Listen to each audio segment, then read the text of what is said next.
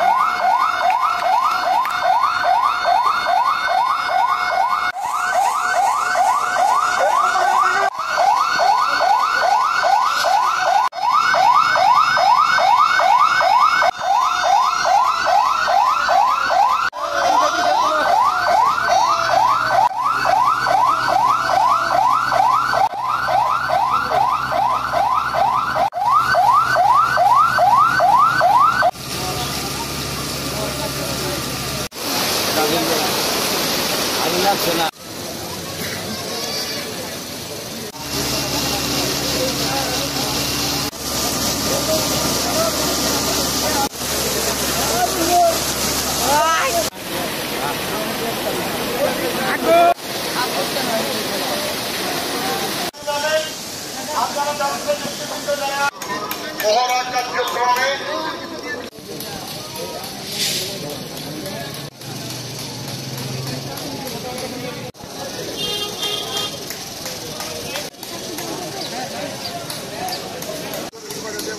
প্রিয় দর্শনার্থী, আমরা কিছুক্ষণ পর্যন্ত আমাদের মহড়া শেষ না হয় তখন পর্যন্ত হয়তো আপনাদের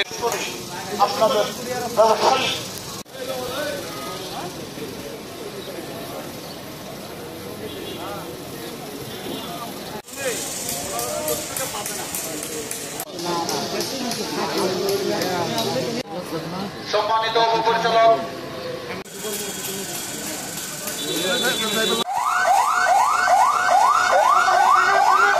ঘটনা সংঘটিত হচ্ছে, তার এই লক্ষ্যে আমরা ময়মনসিংহ শহরে ফায়ার সার্ভিস এবং সিভিল ডিফেন্সের পক্ষ থেকে জনসচেতনতামূলক কার্যক্রম শুরু করেছি। আমরা প্রত্যেক দিন এই ময়মনসিংহে বিভিন্ন এলাকায় আমরা একটা করে মহড়া কার্যক্রম করতে যাচ্ছি এবং একটা করে প্রশিক্ষণ কার্যক্রম আমরা শুরু করেছি। আজকে প্রথমেই আপনাদের এই বড় বাজার এলাকায় গতকাল আমাদের ইন্সপেক্টর জনাব রোকন ব্যবসায়িক নেতৃবৃন্দকে একটা মহড়ার আয়োজন করেছেন, আহ্বান করেছেন। আহ্বানে তাৎক্ষণিকভাবে আজকে করার জন্য সম্মতি প্রকাশ করেছেন।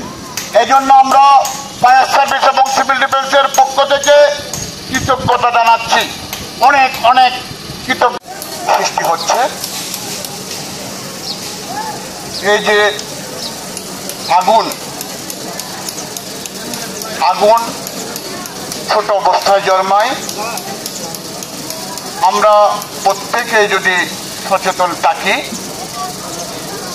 ছোট অবস্থায় নির্বাপন করার চেষ্টা করি, তখন আগুন বড় হতে পারবে না।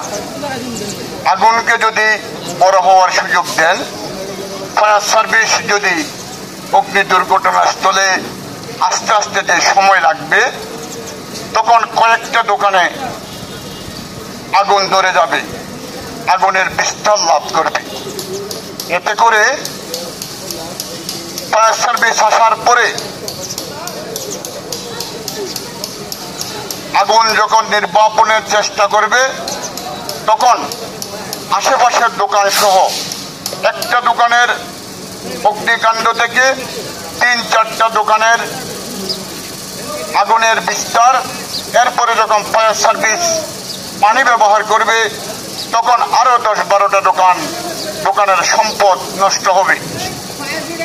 সবচেয়ে জরুরি বিষয় হলো ফায়ার সার্ভিসের আসার আগ পর্যন্ত যদি আগুনকে আপনারা নিয়ন্ত্রণ করতে পারেন, তখনই আপনার এবং আমাদের সফলতা। সম্পদ বিনষ্ট হবে না, জানমালের ক্ষয়ক্ষতি হবে না। আপনারা যেমন স্বস্তি পাবেন, আমরা স্বস্তি পাবো, রাষ্ট্র স্বস্তি পাবে। যার কারণে আমরা আজকের এই বড় বাজারে আপনাদের সমিতির সাথে আলোচনা করেই আমরা জনসচেতনতামূলক একটি মহড়ার আয়োজন করেছি।